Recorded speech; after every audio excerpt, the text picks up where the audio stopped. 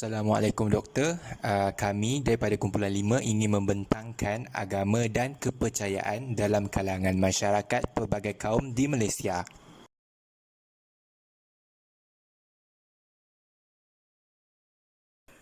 Menurut Kamus Dewan 2010, perkataan agama bermaksud kepercayaan kepada Tuhan dan sifat-sifat serta kekuasaan Tuhan dan penerimaan ajaran serta perintahnya, kepercayaan pada Yang Maha Kuasa. Masyarakat Malaysia merupakan sebuah masyarakat berbilang agama dan budaya yang hidup secara aman dan damai serta mengekalkan keunikan masing-masing. Kemajemukan ini menjadikan Malaysia sebuah negara yang sering dicontohi oleh masyarakat antarabangsa. Setiap agama berbeza dari segi ajaran, penekanan dan cara amalannya. Walau bagaimanapun, semua agama menyeru penganutnya melakukan kebaikan dan mengamalkan nilai-nilai murni di samping menghindarkan diri daripada segala bentuk pemikiran, perasaan dan perbuatan yang negatif. Sebagai contoh, setiap agama mengajar umatnya menjaga hubungan yang baik sesama manusia dengan mengamalkan sikap bertegur sapa dan saling bantu-membantu tanpa mengira latar belakang bangsa dan agama. Objektif kajian yang pertama adalah mengenal pasti faktor berlakunya konflik agama dalam kalangan masyarakat pelbagai kaum di Malaysia. Objektif yang kedua ialah mengenal pasti kesan berlakunya konflik agama dalam kalangan masyarakat pelbagai kaum di Malaysia. Yang ketiga, mengenal pasti langkah-langkah untuk mengatasi konflik agama dalam kalangan masyarakat pelbagai kaum di Malaysia. Metodologi kajian kami terdiri daripada 3, iaitu temu bual, rujukan dan pemerhatian. Isi perbincangan. Isi yang pertama adalah agama dan kepercayaan di Malaysia. Agama Islam dari segi bahasa ialah sejahtera, selamat dan penyerahan. Manakala definisi Islam dari segi istilah pula bermaksud taat dan patuh kepada perintah Allah Subhanahu Taala. Seterusnya adalah agama Buddha. Majoriti penganut Buddha Malaysia adalah kaum Cina dan mereka biasanya tinggal di kawasan bandar di mana mereka terlibat dalam perniagaan. Seterusnya, agama Kristian. Kemunculan agama Kristian boleh dilihat pada orang Nestoria dan para pedagang di Melaka sebelum penaklukan Portugis pada tahun 1511. Seterusnya, agama Hindu. Penganut agama Hindu merupakan penganut keempat tertinggi. Kebanyakan penganut Hindu di Malaysia tertumpu di kawasan semenanjung Malaysia. Majoriti penganut agama Hindu adalah kaum India. Yang terakhir adalah agama lain-lain. Di Malaysia terdapat agama Konfusianisme, Tao dan puak suku folk agama tradisi lain orang Cina dan lain-lain agama yang merupakan penganut agama terendah iaitu seramai 1.7%. Kedudukan agama dalam perlembagaan. Dalam perlembagaan persekutuan, perkara 3 telah menyatakan bahawa agama Islam merupakan agama rasmi bagi persekutuan, tetapi agama-agama lain boleh diamalkan dengan aman dan damai di mana-mana bahagian persekutuan. Perkara 11 mengenai kebebasan agama pula menyatakan tiap-tiap orang adalah berhak menganut dan mengamalkan agamanya dan tertakluk kepada fasal 4 mengembangkan agamanya. Antara faktor berlakunya konflik agama dalam kalangan masyarakat pelbagai kaum di Malaysia adalah disebabkan pegangan agama yang tidak kuat. Masalah ini sering terjadi apabila ibu bapa kurang menitik beratkan tentang didikan agama. Kebanyakan ibu bapa zaman sekarang lebih mementingkan pencapaian akademik daripada pengetahuan tentang agama walaupun mereka tahu bahawa didikan agama yang sempurna dapat dijadikan sebagai pedoman hidup.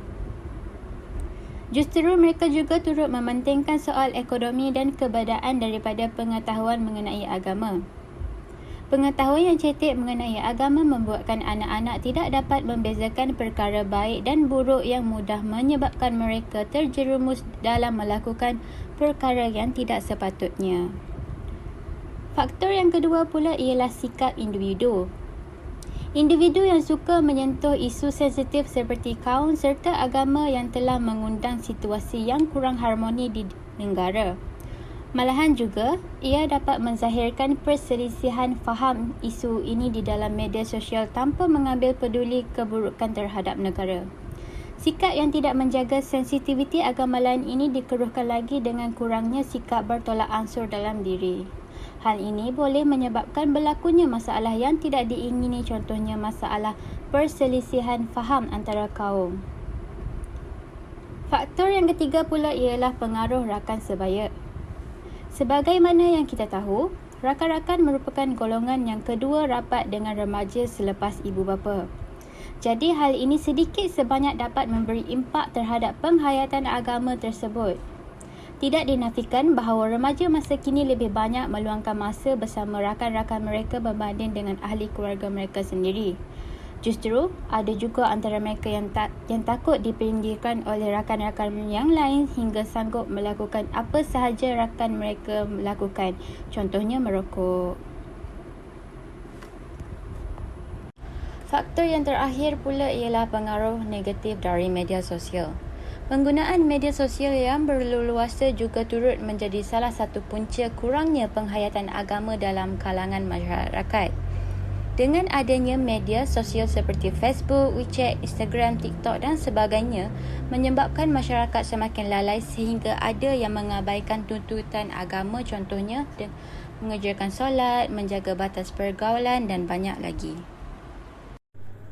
Kesan berlakunya konflik agama dalam kalangan masyarakat pelbagai kaum di Malaysia.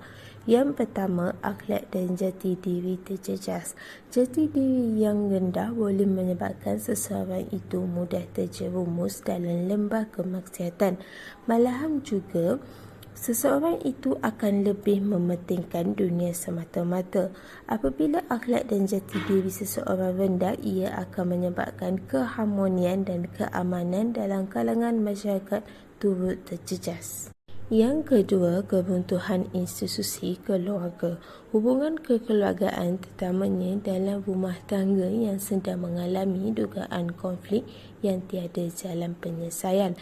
Tahap pegangan agama ini sangat penting dalam diri masing-masing untuk mengawal emosi yang tidak stabil apabila berlakunya konflik dalam institusi keluarga. Tanpa pegangan agama yang kukuh boleh menyebabkan institusi kekeluargaan itu mudah goyah dengan hasutan iblis yang suka melihat perpecahan dalam hubungan kekeluargaan.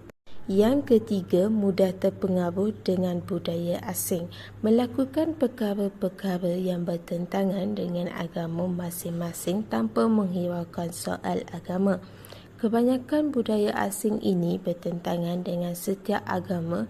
Contohnya dalam agama Islam perlu memakai pakaian yang sopan. Tetapi jika kita kurang penghayatan agama akan mempengaruhi budaya asing dengan memakai pakaian yang menjolok mata. Yang keempat, masyarakat hidup dalam keadaan kucar-kacir. Berlakunya kes jenayah yang meningkat disebabkan oleh masyarakat tak ada pegangan agama yang kukuh. Tambahan pula, aktiviti harian masyarakat akan terjejas kerana wujudnya masalah perselisihan fahaman antara kaum. Hal ini dikatakan demikian kerana masyarakat tidak bersepadu untuk memahami agama masing-masing dalam kalangan masyarakat. Yang kelima, negara tidak membangun. Secara umumnya, hubungan ekonomi negara luar dengan negara Malaysia akan turut terjejas kerana kebanyakan negara luar tidak menjalankan perniagaan dengan negara-negara yang mempunyai masalah supaya tidak berlakunya risiko dalam perniagaan mereka.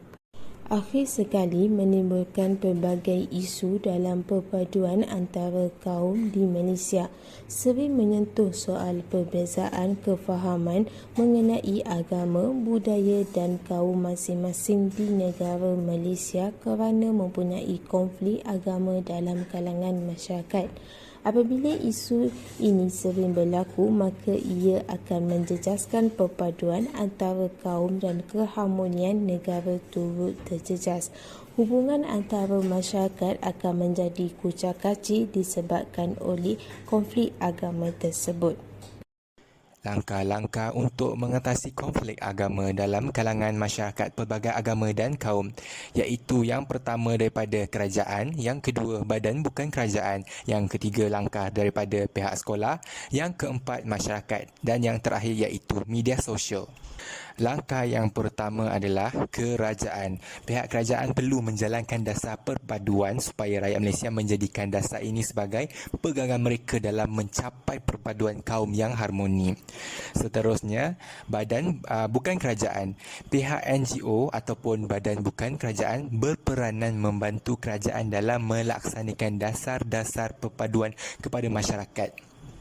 Seterusnya, pihak sekolah dan kaunseling memainkan peranan penting untuk mendidik pelajar-pelajar menghormati agama lain dan menerapkan nilai-nilai murni yang mulia. Yang seterusnya, masyarakat menghormati tempat beribadat setiap penganut agama dalam negara bagi mengelakkan prasangka. Dan yang terakhir sekali, media sosial. Setiap masyarakat perlu berhati-hati menggunakan media sosial yang tidak menyebarkan dan menular isu-isu yang tidak betul dan sensitif dalam setiap agama di Malaysia. Kesimpulannya, menurut kajian yang telah dijalankan, agama dan kepercayaan dalam kalangan masyarakat pelbagai kaum di Malaysia amat penting kerana negara Malaysia adalah negara yang mempunyai pelbagai kaum serta agama yang dianuti mengikut kepercayaan masing-masing.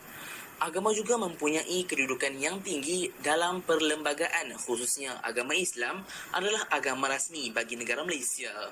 Oleh hal yang demikian, terdapat pelbagai faktor berlakunya konflik agama dalam kalangan masyarakat pelbagai kaum di Malaysia, iaitu pegangan agama yang tidak kuat, sikap individu, pengaruh rakan sebaya serta pengaruh negatif daripada media sosial.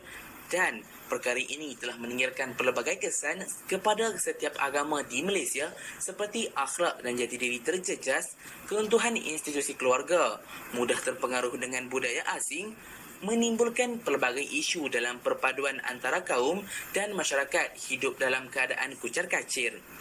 Oleh itu, pihak kerajaan dan masyarakat sewajarnya memainkan peranan sebagai warga negara yang hidup dalam negara yang pelbagai kaum untuk mengatasi konflik agama yang berlaku dalam kalangan masyarakat setempat tanpa mengira bangsa dan agama. Sekian, terima kasih daripada kumpulan 5.